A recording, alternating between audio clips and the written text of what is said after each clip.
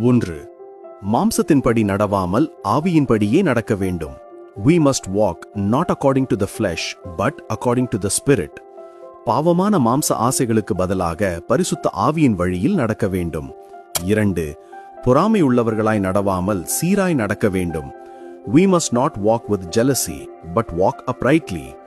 வாக்குவாதம், பொறாமை போன்ற இருளின் செயல்களை விட்டு வெளிச்சத்தில் வாழும் விசுவாசிகள் போல சீராக நடக்க வேண்டும்.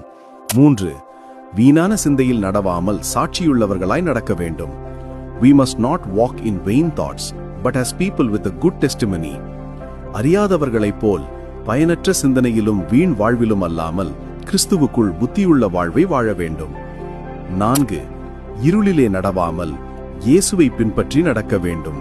We must not walk in darkness but follow Jesus and walk in his light.